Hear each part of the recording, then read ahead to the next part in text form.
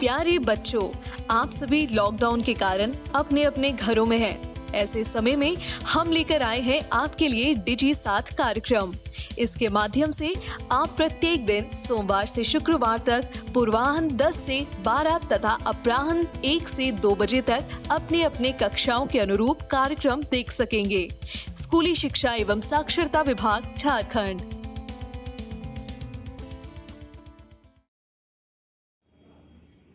नमस्ते दोस्तों, झारखंड सरकार के डीजी साथ प्रोग्राम में आप सभी का स्वागत है। आज के इस वीडियो में हम दूरदर्शन के माध्यम से क्लास 10 और क्लास 12 की पढ़ाई करेंगे। तो चलिए देखते हैं कि हम आज क्या पढ़ेंगे। क्लास 10 में हम गणित विषय में 2 चरों वाले रैखिक समीकरण के युग्म भाग 4 पढ़ेंगे और हिंदी विषय में जयशंकर प्रसाद भाग 4 पढ़ेंगे। वहीं क्लास 12 में गणित विषय में सदिश बीजगणित भाग 2 पढ़ेंगे और भौतिक विज्ञान विषय में चुंबकत्व एवं द्रव्य भाग 2 पढ़ेंगे। इन सभी वीडियो के साथ हम रोचक प्रश्नों को भी बनाएंगे और उनके जवाब भी देखेंगे।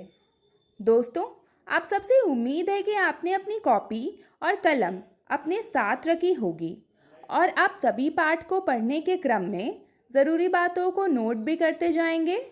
तो चलिए शुरू करते हैं आज का एपिसोड। नमस्कार दोस्तों, आज की इस वीडियो में आपका स्वागत है। आज हम पढ़ेंगे 2 चरों वाले रैखिक समीकरण के योग, इसका पार्ट 4। चलिए देखते हैं पार्ट 4 में हम क्या करेंगे। रैखिक समीकरण युग्म को हल करने की बीजगणितीय विधि, जिसमें से आज हम विलोपन विधि पढ़ेंगे। विलोपन विधि को इंग्लिश में एलिमिनेशन मेथड कहते हैं। और विलोपन यानी एलिमिनेशन का मतलब क्या होता है? किसी एक चीज को हटा देना, यानी विलोप कर देना या फिर एलिमिनेट कर देना। चलिए शुरू करते हैं विलोपन विधि यानी कि एलिमिनेशन मेथड। इसके लिए हमें 2 समीकरण के युग्म दिए होंगे, जो है a1x plus b1y plus c1 equal to 0 समीकरण 1, a2x plus b2y plus c2 equal to 0 समीकरण 2। अब एलिमिनेट करने का मतलब क्या है कि हमें यहाँ पर से या तो x चर को या फिर y चर को एलिमिनेट कर देना है, यानी विलोप कर देना है, यानी इस समीकरण से हटा देना है। इसके लिए हम क्या करेंगे? इसके लिए हम किसी एक चर के गुणांकों को देखेंगे और उसके गुणांकों को एक जैसा बनाएंगे। यानी अगर एक में a1 है और दूसरे में a2 है, तो हमें कुछ ऐसी संख्या से गुना करके x का समीकरण 1 में गुणांक तथा x का समीकरण 2 में गुणांक एक जैसा आ जाए, हमें ऐसी संख्याओं से दोनों समीकरणों को गुना करना है। तो क्या आप दिमाग लगा के बता सकते हैं कि मुझे समीकरण 1 में किससे गुना करना चाहिए और समीकरण 2 में कौन सी संख्या से गुना करना चाहिए ताकि x का गुणांक एक जैसा आ जाए? तो अगर मैं समीकरण 2 को a1 से गुना करूं और समीकरण 1 को a2 से गुना करूं, तो क्या होगा? x का गुणांक समीकरण 1 में a1 गुने में a2 हो जाएगा और x का गुणांक समीकरण 2 में भी a1 गुने में a2 हो जाएगा, यानी एक जैसा आ जाएगा। इसी तरह से हम चाहे तो y को एलिमिनेट करने के लिए यानी हटाने के लिए b1 और b2 को देख करके कुछ ऐसी संख्याओं से गुना कर सकते हैं ताकि y का गुणांक सेम आ जाए। तो ये आपके ऊपर डिपेंड करता है कि आप x को हटाना चाहते हैं या y को हटाना चाहते हैं। तो इस समीकरण के युग्म में हम x को हटाएंगे। तो इसके लिए हमने समीकरण 1 को a2 से गुना किया और समीकरण 2 को a1 से गुना किया, तो हमें प्राप्त होगा a1 into a2x plus a2 into b1y plus a2 into c1 equal to 0। समीकरण 3 a1 into a2x plus a1 into b2y plus a1 into c2 equal to 0 समीकरण 4। यहाँ पर x को एलिमिनेट करने के लिए हम क्या करेंगे? इसको घटाएंगे और घटाने के लिए हम क्या करते हैं? नीचे वाले समीकरण के साइन को बदल देते हैं। तो यहाँ आ जाएगा माइनस, यहाँ भी क्योंकि पहले से प्लस है तो माइनस हो जाएगा, यहाँ भी प्लस है तो माइनस हो जाएगा और 0 के आगे भी माइनस हो जाएगा। अब इसको अगर हम देखें तो क्योंकि कोफिशिएंट यानी कि गुणांक सेम है इसलिए यहाँ क्या आ जाएगा 0। बाकी बचे हुए को हम हल करेंगे y के मान को ज्ञात करने के लिए। तो बाकी को अगर हम हल करते हैं तो हमें ज्ञात होगा a2b1 minus a1b2 into y plus a2c1 minus a1c2 equal to 0।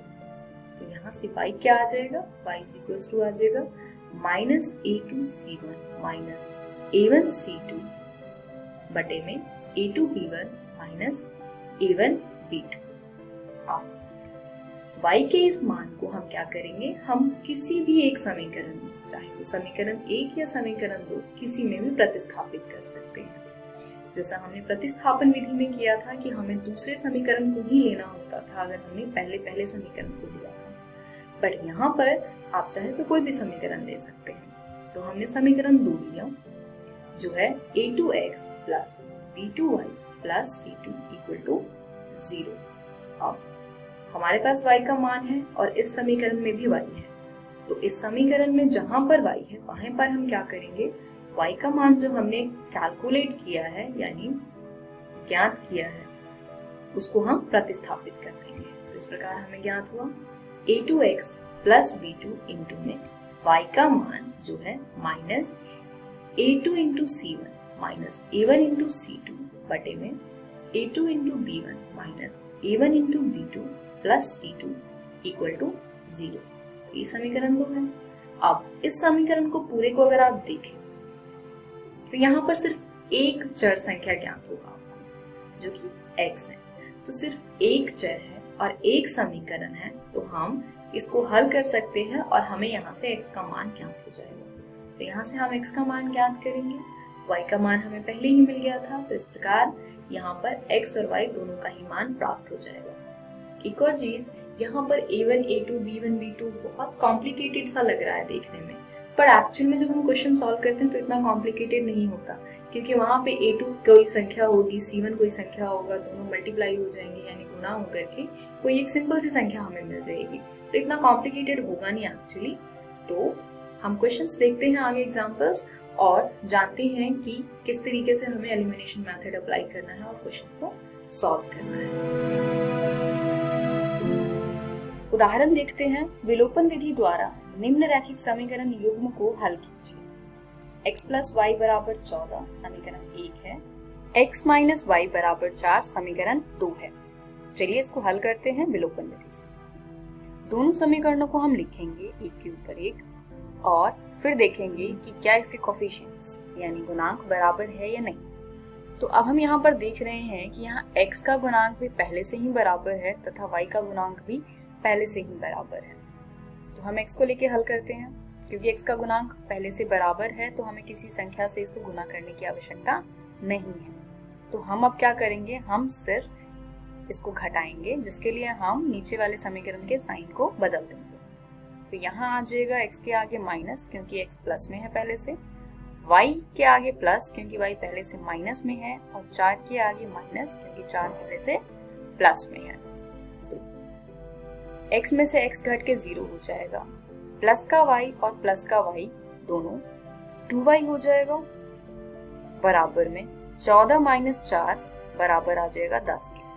तो अगर अब हम इसको हल करें 2y बराबर 10 को, तो यहाँ से हमें y का मान 5 ज्ञात होगा। अब हम क्या करेंगे, अब y के इस मान को यानी y बराबर 5 को किसी भी एक समीकरण में रख सकते हैं। समीकरण 1 या समीकरण 2 दोनों में से किसी भी एक में प्रतिस्थापन करेंगे इसका, तो हमें x का मान ज्ञात हो जाएगा। तो चलिए समीकरण 1 में रखते हैं y का मान यानी x प्लस वाई बराबर 14 में हम y बराबर 5 रखेंगे। तो यहाँ पे जब हमने y की जगह पर 5 को प्रतिस्थापित किया तो x का मान हमें मिल जाएगा 14 माइनस 5 यानी कि x बराबर 9, और y का मान हमने पहले निकाल लिया था 5, तो y का मान 5 और x का मान 9 इस समीकरण के युग्म का उत्तर है। चलिए एक और प्रश्न देखते हैं। विलोपन विधि द्वारा निम्न रैखिक समीकरण युग्म को हल कीजिए। समीकरण 1 है 3x minus 5y minus 4 equal to 0। समीकरण 2 है 9x बराबर 2y प्लस 7 अब आप देख रहे हैं कि समीकरण 2 स्टैंडर्ड फॉर्म में नहीं है, और स्टैंडर्ड फॉर्म की भी एक्चुअल में हमें जरूरत नहीं पड़ती है विलोपन विधि में। हमें बस इतना ध्यान रखना है कि समीकरण 1 तथा समीकरण 2 दोनों ही एक जैसे फॉर्म में हो। अगर समीकरण 1 में बराबर में 0 है तो हमें समीकरण 2 को भी इस प्रकार लिखना है ताकि बराबर में 0 आ जाए। तो इसलिए हमने समीकरण 1 और 2 को दोबारा लिखा है और उसको 3 और 4 का नाम देंगे। तो समीकरण 3 हो जाएगा 3x माइनस 5y माइनस 4 बराबर 0, और समीकरण 4 हो जाएगा 9x minus 2y minus 7 equal to 0। तो अब इस प्रकार आप देख रहे हैं कि समीकरण 3 और 4 दोनों ही क्या है, एक जैसे फॉर्म में है और दोनों ही में इक्वल टू में 0 है। तो अब इन दोनों समीकरणों को देखिए, क्या x या y दोनों में से किसी के भी गुणांक बराबर हैं? पहले समीकरण में y का गुणांक -5 है तो दूसरे समीकरण में y का गुणांक -2 यानी बराबर नहीं है। इसी प्रकार x का गुणांक 1 में 3 है और 1 में 9 है तो ये भी बराबर नहीं है। तो अगर हम y के गुणांक को बराबर करना चाहें तो हमें समीकरण 1 में 2 से गुना करना पड़ेगा और समीकरण 2 में 5 से गुना करना पड़ेगा। वहीं पर अगर हम x के गुणांक को बराबर करना चाहें तो अगर हम समीकरण 1 में 3 से गुना कर दें तो दोनों ही समीकरणों में x का गुणांक बराबर आ जाएगा यानी कि 9 आ जाएगा।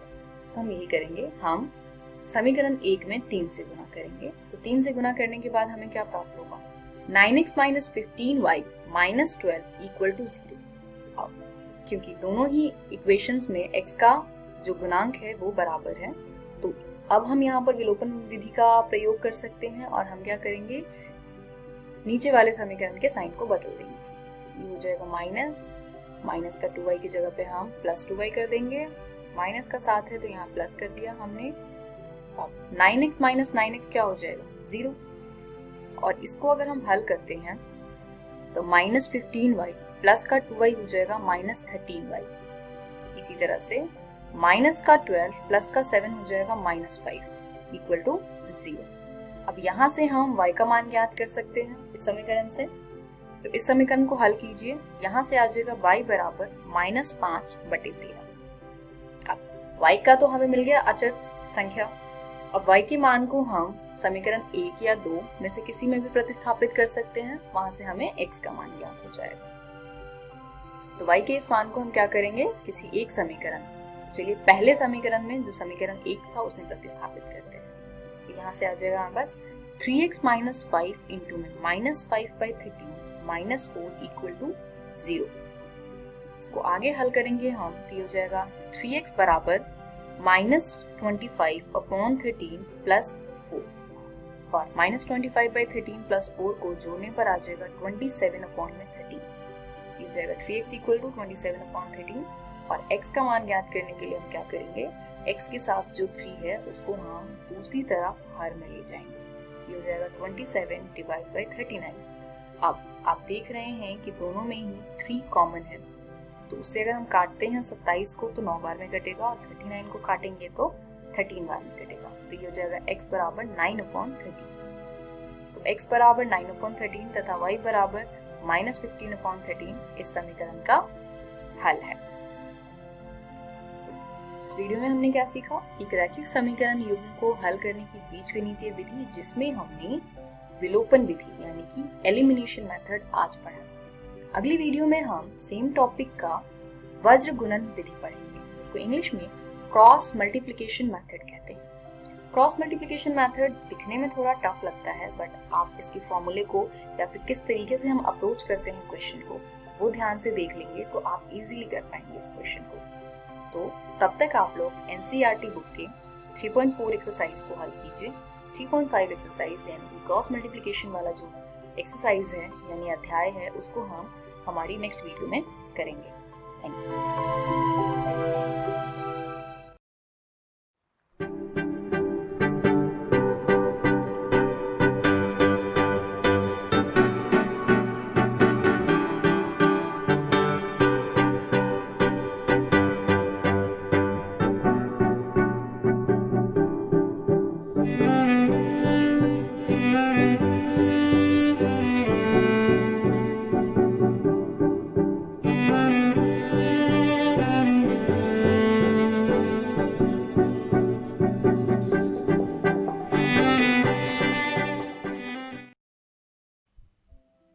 नमस्कार विद्यार्थियों, इस वीडियो में आपका बहुत बहुत स्वागत है।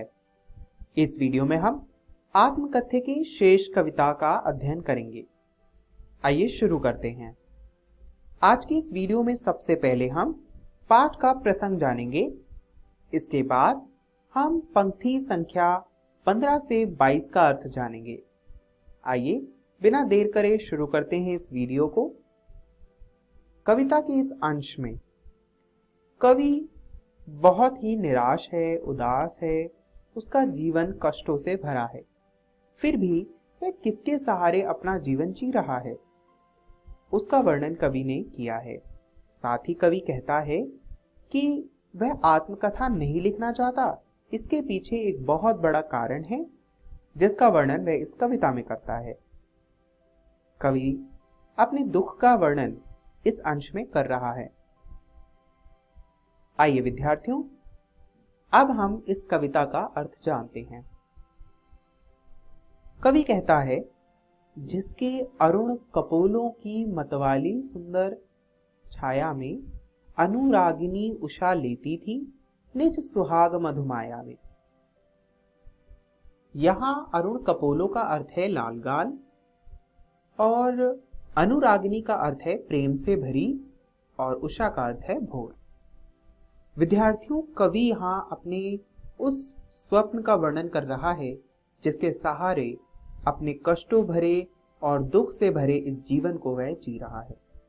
कवि कहता है कि जिसके लाल गालों की छाया से, यानी जिसकी गालों की लालिमा लेकर ये प्रेम भरी भोर सुंदरता प्राप्त करती थी, सुहागन होती थी, सजती थी, संवरती थी, वही लाल गाल, यानी यहाँ पर कवि अपनी प्रेमिका का वर्णन करता है, अपनी जीवन संगिनी का वर्णन करता है।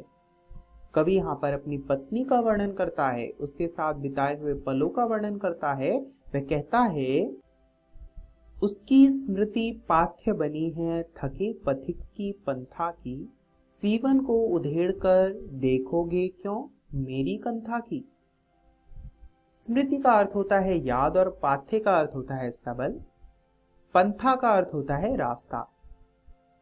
सीवन का अर्थ होता है सिलाई और कंथा का अर्थ होता है गूदड़ी।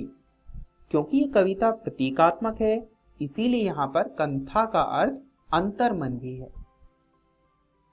कवि कहता है कि अपनी उस प्रेयसी के साथ, अपनी जीवन संगिनी के साथ जो मैंने पल बिताए, उसी की स्मृति यानी उसी की याद मेरे पथ का सहारा बनी है, मेरे इस जीवन का सहारा बनी है। इस थके हुए पथिक का, यानी इस थके हुए रास्ता चलने वाले व्यक्ति का सहारा बनी है वही स्मृति। और तुम मेरी आत्मकथा क्यों सुनना चाहते हो, तुम मेरी दुख भरी कथा क्यों सुनना चाहते हो, तुम मेरे अंतर मन को खंगाल कर क्यों देखना चाहते हो, उससे तुम्हें क्या मिलेगा। कवि इस पर प्रश्न कर रहा है उन व्यक्तियों से जो उसे आत्मकथा लिखने को कह रहे हैं और उसकी आत्मकथा पढ़ने के लिए ललायित हैं। कवि आगे कहता है, छोटे से जीवन की कैसे बड़ी कथाएं आज कहूं, क्या यह अच्छा नहीं कि औरों की सुनता मैं मौन रहूं। यहां पर मौन का अर्थ है शांत, शांत का मतलब चुप होना। तो कवि यहां कहता है कि इस छोटे से जीवन में मैंने बहुत सा दुख सहा है, बहुत से कष्ट सहे हैं और बहुत सी बड़ी बड़ी घटनाएं हुई हैं। मैं इस छोटे से जीवन में इस सारे दुख को और इन सारी घटनाओं को किस प्रकार लिखूं, किस प्रकार कहूं, मुझे समझ नहीं आता। इससे अच्छा तो है कि मैं औरों की कथा सुनूं, औरों की आत्मकथा सुनूं और स्वयं चुप रहूं, स्वयं शांत रहूं। विद्यार्थियों, यहाँ पर कवि अपनी आत्मकथा को अर्थहीन बता रहा है और कह रहा है कि वह दूसरों की आत्मकथा सुनना चाहता है। यानी कवि पूर्णतः आत्मकथा को निरार्थक नहीं कह रहा, वह आत्मकथा का महत्व भी स्वीकार रहा है। वह कह रहा है कि हाँ, हो सकता है कि मेरे जीवन की जो कथा है वह निरार्थक हो, पर औरों की कथा जो है उससे कुछ ना कुछ जानने को ही मिलेगा। इसीलिए मैं औरों की कथा सुनूं, यह अच्छा है, ना कि अपनी कथा कहूं। आगे कवि कहता है, सुनकर क्या तुम भला करोगे मेरी भोली आत्मकथा, अभी समय भी नहीं थकी सोई है मेरी मौन व्यथा। यहां पर कवि जो है वह एक बहुत ही अच्छा बहाना दे रहा है कि अभी समय नहीं है। आइए इन पंक्तियों का अर्थ जानते हैं। व्यथा का अर्थ होता है दुख। कवि कहता है कि तुम मेरी आत्मकथा सुनकर क्या करोगे। मेरी आत्मकथा में कोई विशेष तत्व नहीं है, कोई विशेष रस नहीं है, इसे सुनकर तुम्हें क्या प्राप्त होगा। यह तो बहुत ही भोली सी आत्मकथा है, यानी बहुत ही आम आत्मकथा है, आम कथा है। जैसे आम लोगों का जीवन चलता है वैसे ही मेरा जीवन भी चल रहा है, जिसमें दुख हैं, कष्ट हैं, कभी कभी सुख भी हैं, और उन्हीं सुखों के सहारे जीवन जी रहा हूं मैं। इसीलिए कवि कहता है कि मेरे जीवन की कथा से आपको कुछ नहीं मिलेगा। आगे वह कहता है कि अभी समय नहीं है। वह एक बहाना देता है कि अभी समय नहीं है, और मेरी जो मौन व्यथा है, यानी जो खामोश दुख है, मेरे जीवन में जो दुख है वह अभी रुका हुआ है, अभी थमा हुआ है, थका हुआ है और सोया हुआ है। इसीलिए मैं उसे जगाना नहीं चाहता, और मेरे पास समय भी नहीं है कि मैं अपनी आत्मकथा लिखूं। इसीलिए मैं आत्मकथा लिखना नहीं चाहता। कुल मिलाकर कवि यहाँ पर आत्मकथा लिखने से बचने के कई सारे बहाने या कई सारे कारण उपलब्ध करा देता है। आइए विद्यार्थियों देखते हैं हमने इस वीडियो में क्या सीखा। इस वीडियो में हमने जाना कि कवि इतने दुखों के बावजूद, इतने कष्टों के बावजूद अपना जीवन किसके सहारे जी रहा है। साथ ही कवि आत्मकथा क्यों नहीं लिखना चाहता, इसके बारे में हमने विस्तार से इस वीडियो में जाना। साथ ही कवि ने ऐसा क्यों कहा कि मौन व्यथा सोई हुई है, इसका कारण भी हमने इस कविता में जाना। विद्यार्थियों, मुझे आशा है कि आपको इस कविता का पूरा अर्थ समझ आ गया होगा, और अब तक आपने इस कविता को पूरा पढ़ लिया होगा। यदि अभी तक आपने इस कविता को पूरा नहीं पढ़ा तो घर जाकर इस कविता को पूरा पढ़ लीजिए, और साथ ही स्क्रीन पर दिए गए प्रश्नों को अपनी कॉपी में नोट डाउन कर लीजिए, और घर जाकर एक एक अनुच्छेद में इस प्रश्न का उत्तर लिखने का प्रयास कीजिए।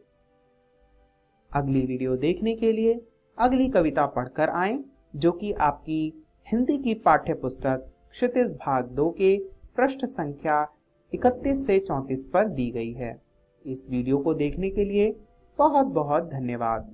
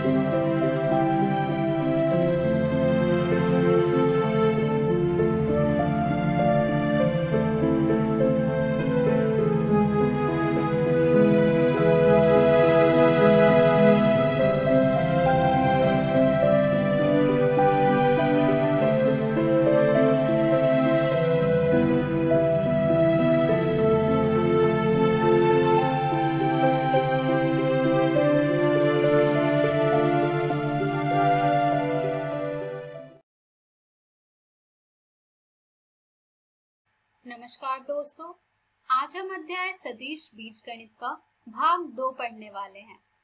हमने हमारी पिछली वीडियो में पढ़ा था सदिश बीजगणित का इंट्रोडक्शन और साथ ही उसके कुछ आधारभूत संकल्पनाएं। आइए देखते हैं कि आज के इस वीडियो में हम क्या पढ़ेंगे। तो दोस्तों, आज के इस वीडियो में हम पढ़ेंगे सदिशों के प्रकार तथा सदिशों का योगफल। तो चलिए आगे बढ़ते हैं और शुरू करते हैं हम हमारा आज का भाग। तो चलिए दोस्तों, शुरुआत करते हैं हम सदिशों के प्रकार से, यानी कि टाइप्स ऑफ वेक्टर्स से। तो दोस्तों, सबसे पहले जो हम वेक्टर का टाइप पढ़ने वाले हैं वो है हमारा शून्य सदिश, जिसे इंग्लिश में हम कहते हैं जीरो वेक्टर। आइए जानते हैं कि जीरो वेक्टर अर्थात शून्य सदिश क्या होते हैं।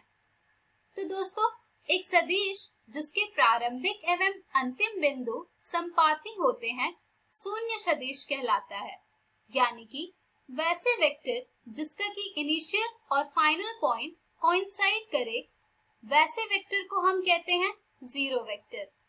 हमारा अगला टाइप है वेक्टर का यूनिट वेक्टर, जिसे हम हिंदी में कहते हैं मात्रक सदिश।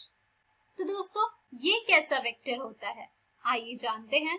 एक सदिश जिसका परिमाण एक अथवा एक इकाई होती है मात्रक सदिश कहलाता है, यानी कि वैसे वेक्टर जिनका की मैग्नीट्यूड 1 यूनिट होता है यूनिट वेक्टर कहलाता है। जैसा कि आप स्क्रीन पर दिए गए इमेज में देख पा रहे होंगे कि सभी एक्सेस पर एक एक यूनिट का मैग्नीट्यूड लिया गया है, जो कि दर्शा रहा है कि ये एक प्रकार का यूनिट वेक्टर है। हमारा नेक्स्ट वेक्टर का टाइप है सह आदिम सदिश, जिसे इंग्लिश में हम कहते हैं कोइनिशियल वेक्टर्स। आइए जानते हैं कि ये कैसे वेक्टर होते हैं। तो दोस्तों, वैसे वेक्टर जिनका एक ही प्रारंभिक बिंदु होता है सह आदिम सदिश कहलाते हैं। स्क्रीन पर आपको एक इमेज दिख रहा होगा जो कि दर्शा रहा है कि ये जो वेक्टर्स हैं ये सभी हैं एक प्रकार के कोइनिशियल वेक्टर्स, यानी कि सह आदिम सदिश। हमारा नेक्स्ट वेक्टर का टाइप है संरेख सदिश, जिसे इंग्लिश में हम कहते हैं कोलिनियर वेक्टर। आइए जानते हैं कि कोलिनियर वेक्टर अर्थात संरेख सदिश क्या होते हैं। तो दोस्तों, दो अथवा अधिक सदिश यदि एक ही रेखा के समांतर हैं तो वे संरेख सदिश कहलाते हैं, यानी कि two or more vectors are said to be collinear if they are parallel to the same line irrespective of their magnitude and direction। यानी कि यदि एक ही रेखा के समांतर हैं दो अथवा दो से अधिक सदिश तो वे संरेख सदिश कहलाते हैं।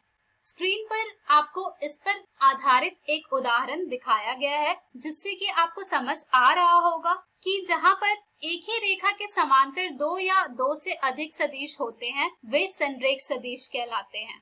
चलिए अब हम बढ़ते हैं हमारे अगले टाइप की ओर, जो कि है समान सदिश। आइए जानते हैं कि समान सदिश अर्थात इक्वल वेक्टर्स क्या होते हैं। तो दोस्तों, दो सदिश वेक्टर ए तथा वेक्टर बी समान सदिश कहलाते हैं यदि उनके परिमाण एवं दिशा समान है, यानी कि कोई भी दो वेक्टर इक्वल तब कहलाएगा जब उसका मैग्नीट्यूड और डायरेक्शन दोनों इक्वल होगा। स्क्रीन पर आपको इस पर आधारित एक उदाहरण दिखाया गया है, जिससे कि आपको समझ आ रहा होगा कि ये जो दो वेक्टर लिए गए हैं इन दोनों वेक्टर का डायरेक्शन और मैग्नीट्यूड दोनों ही बराबर है। हमारे अगली टाइप है वेक्टर की सदिश का ऋणात्मक, यानी कि नेगेटिव ऑफ अ वेक्टर। आइए जानते हैं कि नेगेटिव ऑफ अ वेक्टर क्या होता है। तो दोस्तों, एक सदिश जिसका परिमाण दिए हुए सदिश अर्थात मान लीजिए ए वेक्टर के समान है परंतु उसकी दिशा दिए हुए सदिश की दिशा से विपरीत है, तो वह दिए हुए सदिश का ऋणात्मक कहलाता है। स्क्रीन पर आपको इस पर आधारित एक उदाहरण दिखाया गया है, जिसमें आप देखकर समझ पा रहे होंगे कि यहाँ पर एक सदिश है वेक्टर ए, जिसका कि परिमाण उतना ही है जितना कि हमारे दूसरे वेक्टर का है, लेकिन उसकी दिशा जो है वो पहले वेक्टर के विपरीत है। तो ऐसे वेक्टर्स कहलाएंगे पहले वेक्टर के ऋणात्मक अर्थात यहाँ पर b वेक्टर है वो हमारे a वेक्टर का ऋणात्मक है अर्थात नेगेटिव है। तो दोस्तों ये थे कुछ प्रकार अर्थात टाइप्स वेक्टर के। इस पर आधारित आपको बहुत सारे प्रश्न मिलेंगे आपके पहले एक्सरसाइज में जिन्हें आप जरूर हल करें। चलिए दोस्तों अब हम बढ़ते हैं सदिशों का योगफल की ओर यानी कि एडिशन ऑफ वेक्टर्स। आइए अब हम जानेंगे कि हम दो वेक्टर्स को किस तरह से ऐड करते हैं। तो दोस्तों मान लीजिए हमारे पास दो वेक्टर्स हैं, vector a and vector b। कैसे भी ले लो आप इसे, यहाँ पर हमने कुछ इस प्रकार से लिया है वेक्टर a और वेक्टर b। तो जैसे कि आप सब जानते हैं वेक्टर को हम कहीं भी डिस्प्लेस कर सकते हैं बिना उसके मैग्नीट्यूड को चेंज किए, यानी कि उसे हम पैरेलली कर सकते हैं डिस्प्लेस। तो यहाँ पर अब हम इन दोनों वेक्टर को ऐड करने के लिए आइए देखते हैं कि हम इसे क्या करेंगे। तो दोस्तों यहाँ पर हमने ये वेक्टर b को डिस्प्लेस किया है वेक्टर a के पास में बिना उसकी मैग्नीट्यूड और डायरेक्शन को चेंज किए हुए। तो दोस्तों अब हम इसे कैसे ऐड करेंगे। तो दोस्तों वेक्टर्स को ऐड करने के दो तरीके हैं। सबसे पहला है ट्रायंगल लॉ ऑफ एडिशन। आइए जानते हैं हम पहले इस लॉ के बारे में। तो दोस्तों ये लॉ कहता है if two vectors are represented as two adjacent sides of a triangle taken in an order, then the resultant of the two vectors will be represented by third side of the triangle taken in the reverse order। यानी कि अगर हम किसी दो vector को represent करते हैं उन दो संलग्न भुजाओं के द्वारा त्रिभुज के, तो उसका जो रिजल्टेंट होगा वो होगा उसका तीसरा भुजा जो कि लिया गया होगा रिवर्स डायरेक्शन में। यानी कि यहाँ पर जो इन दोनों वेक्टर की डायरेक्शन है उसका जो रिवर्स डायरेक्शन होगा उस डायरेक्शन में हम लेंगे उस त्रिभुज की भुजा जो कि होगी हमारे इन दोनों वेक्टर्स का रिजल्टेंट। जैसा कि आप इस आकृति में देखकर समझ पा रहे होंगे कि इन दो वेक्टर्स का जो डायरेक्शन है उसके रिवर्स ऑर्डर में हमने इसका रिजल्टेंट वेक्टर लिया है जो कि कहता है हमारा ट्रायंगल लॉ ऑफ एडिशन। तो दोस्तों ट्रायंगल लॉ ऑफ एडिशन से हम पाते हैं कि त्रिभुज ABC में AB वेक्टर योग BC वेक्टर बराबर होगा AC वेक्टर के। आइए अब हम ये देखते हैं कि अगर हम बिना इनका ऑर्डर चेंज किए हुए इसे ले लेते तो हमें क्या मिलता। तो अगर हम इनका ऑर्डर बिना चेंज किए हुए ले लेते तो हमारे पास इनका जो सम है वो 0 आता, क्योंकि जो AC वेक्टर है वो बराबर हो जाता नेगेटिव ऑफ AC वेक्टर के, जिससे कि हमारा जो समीकरण है वो हमें प्राप्त होता AB वेक्टर योग BC वेक्टर योग AC vector which is equals to AA vector यानी कि 0 के बराबर।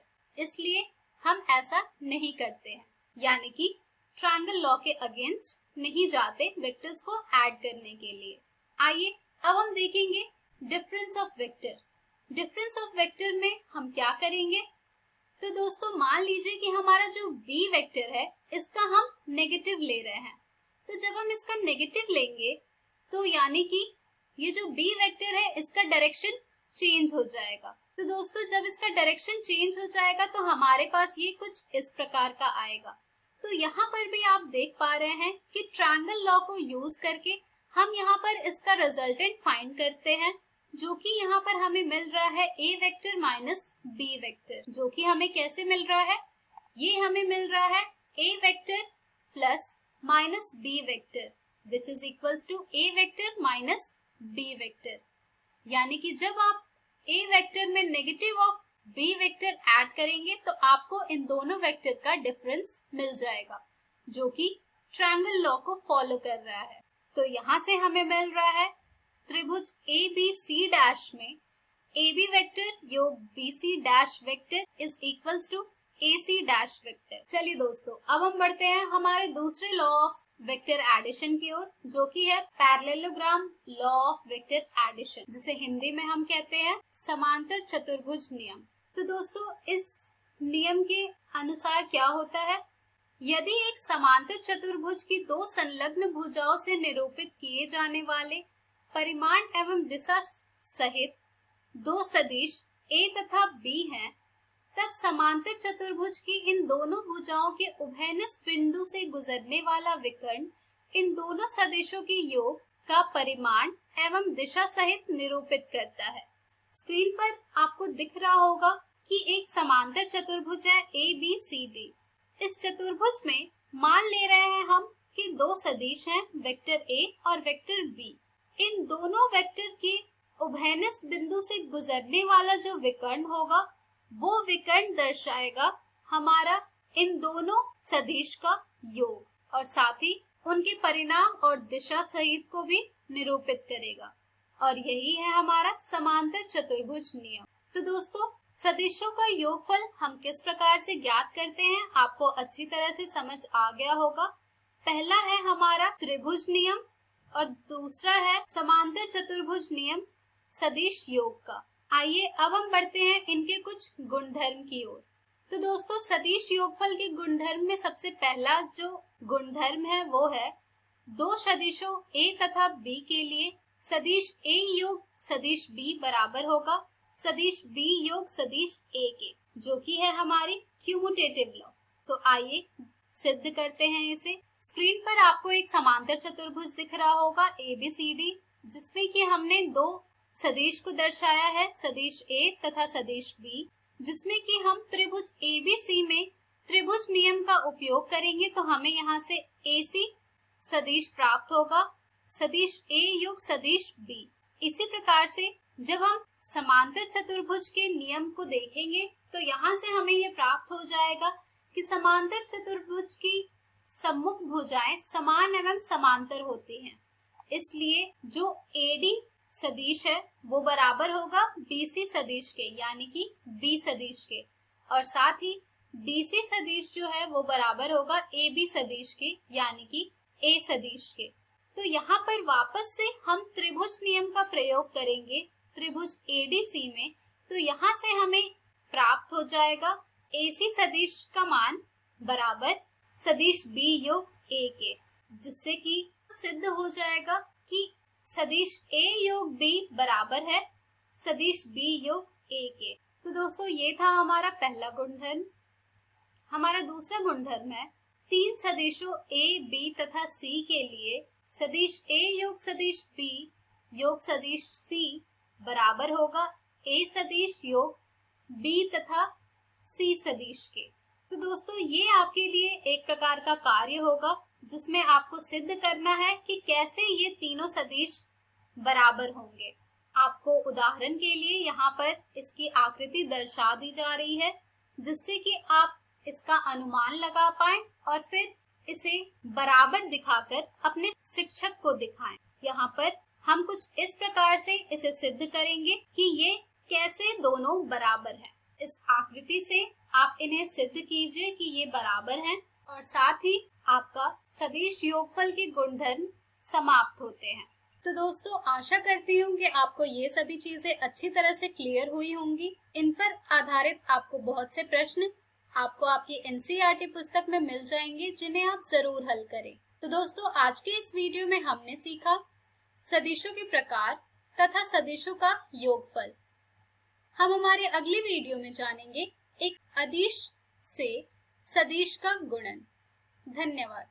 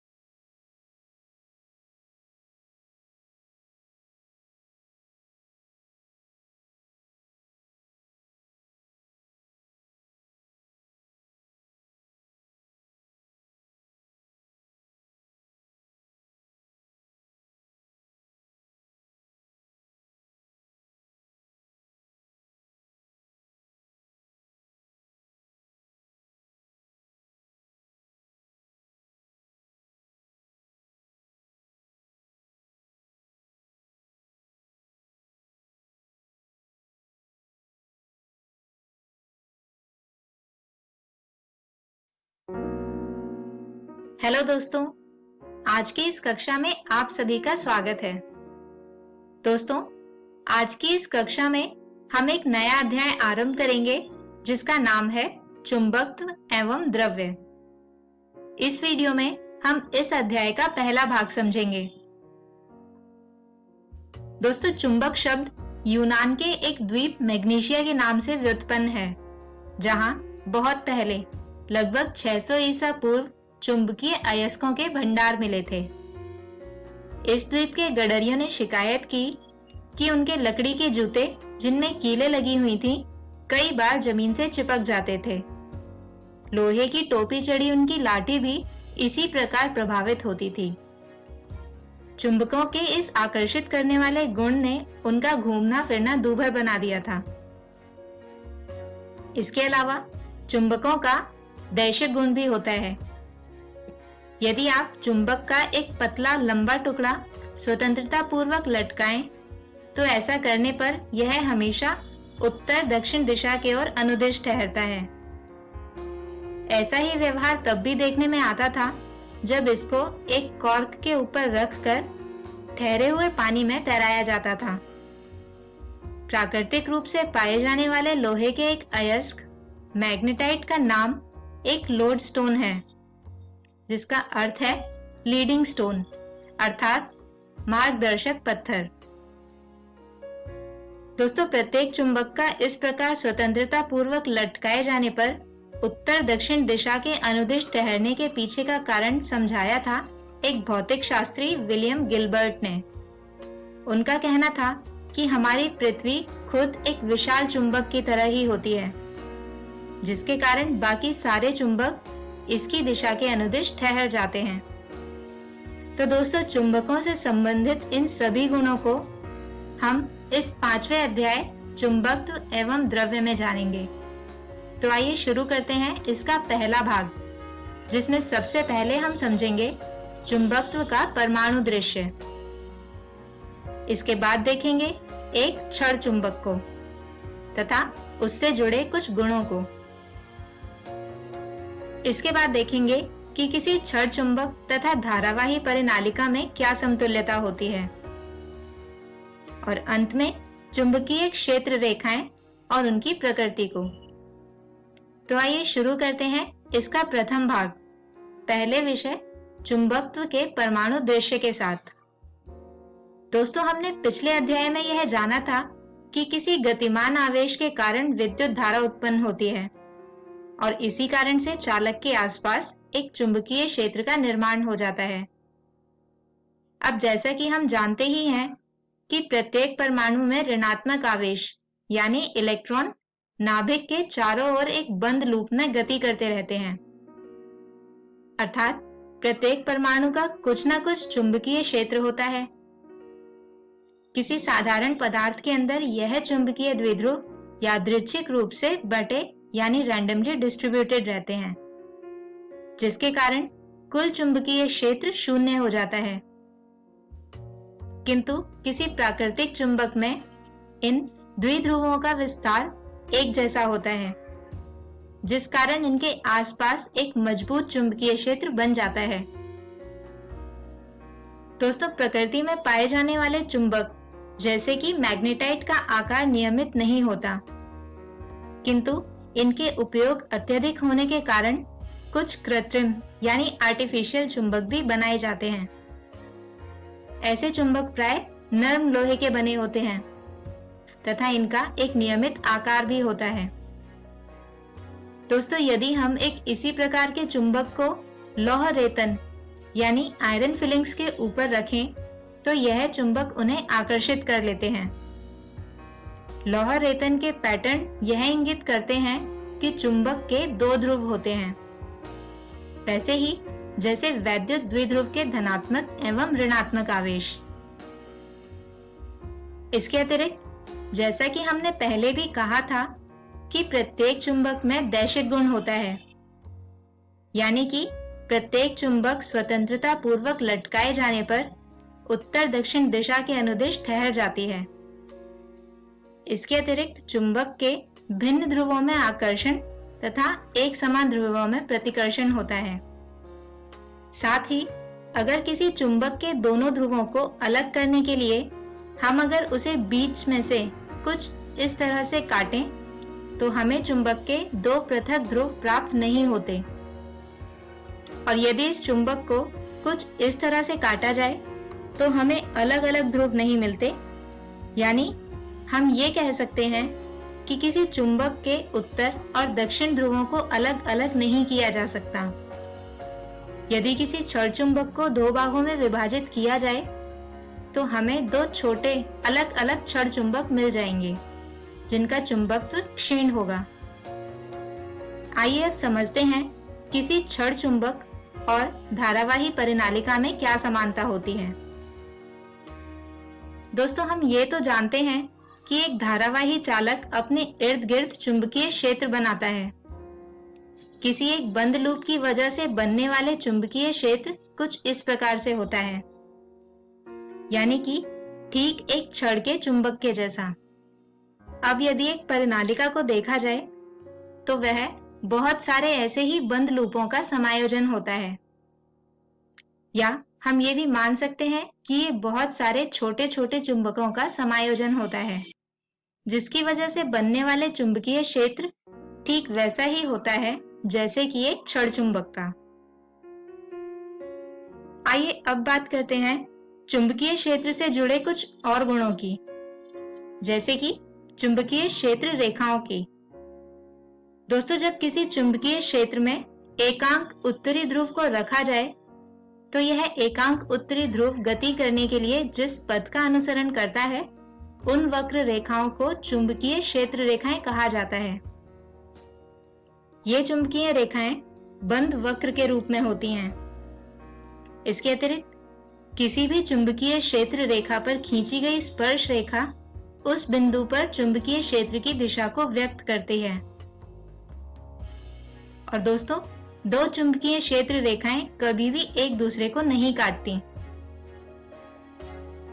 इसके अतिरिक्त जिस स्थान पर चुंबकीय क्षेत्र की तीव्रता अधिक होती है वहां क्षेत्र रेखाएं सघन तथा जहां तीव्रता कम होती है वहां क्षेत्र रेखाएं कम होती हैं। दोस्तों, किसी छड़ चुंबक के अक्ष पर चुंबक की वजह से बनने वाला चुंबकीय क्षेत्र होता है B1 बराबर μ0/4 पाई 2 m/r/2 घटा l/2 की कुल घात 2। इसके अतिरिक्त किसी छड़ चुंबक की भूमध्य रेखा पर चुंबक की वजह से चुंबकीय क्षेत्र होता है B2 बराबर μ0/4 पाई m/r/2 जमा l/2 की कुल घात 3/2। आइए दोस्तों, अब आज के वीडियो में समझाए गए विषयों पर आधारित एक उदाहरण समझते हैं। प्रश्न है, 0.1 मीटर लंबाई की एक छड़ चुंबक में 50 एम्पीयर मीटर का चुंबकीय आघूर्ण है। चुंबक के केंद्र से 0.2 मीटर की दूरी पर सर्वप्रथम इसकी अक्षीय रेखा पर और उसके बाद इसकी भूमध्य रेखा पर चुंबकीय क्षेत्र की गणना करें। तो दोस्तों, आइए सबसे पहले हम उन राशियों को लिख लेते हैं जो हमें प्रश्न में दी गई हैं।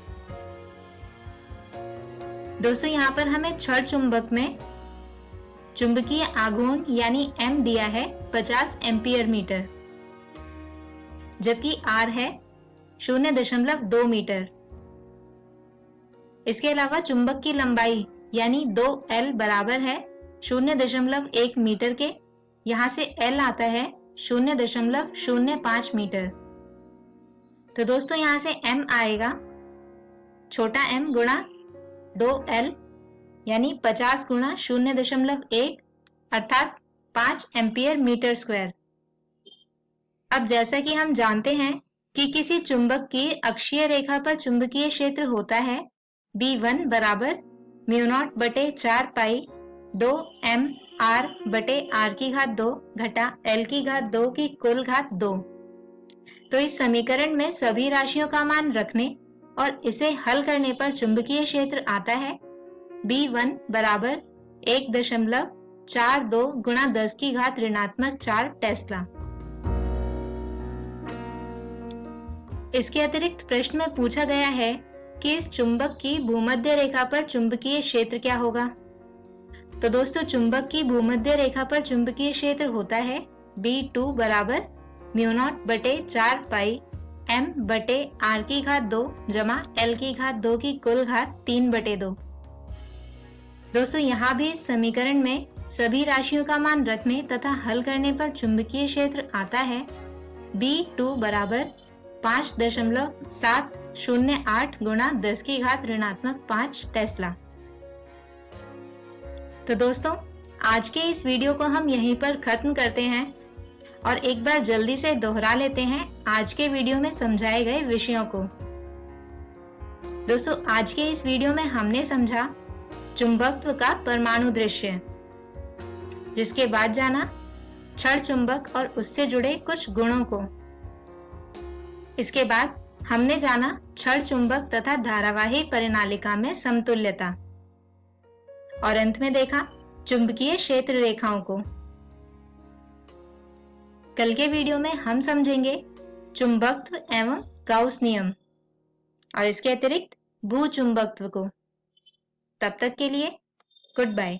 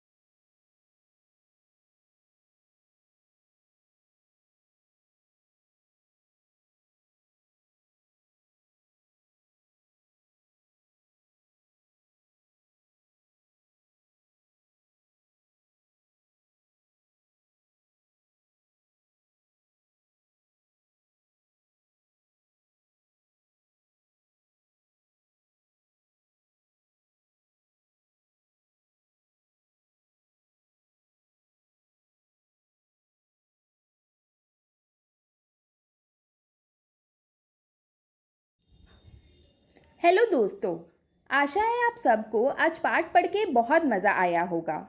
तो चलिए देखते हैं कि आज हमने क्या पढ़ा। आज क्लास 10 में हमने गणित में दो चरों वाले रैखिक समीकरण के युग्म भाग 4 पढ़ा और हिंदी विषय में जयशंकर प्रसाद भाग 4 की पढ़ाई की।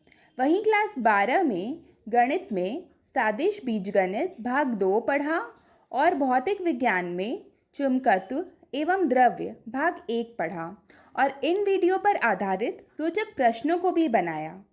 अब देखते हैं दोस्तों कि हम कल क्या पढ़ेंगे। दोस्तों, क्लास 10 में हम विज्ञान विषय में कार्बन एवं उसके यौगिक भाग 2 पढ़ेंगे और हम सामाजिक विज्ञान में भारत में राष्ट्रवाद भाग 2 पढ़ेंगे। एक ज़रूरी सूचना, आज का प्रसारित एपिसोड का पुनः प्रसारण YouTube पर भी किया जाएगा। आप DigiSat इकोवेशन YouTube पर सर्च करके इस तक पहुंच सकते हैं। धन्यवाद।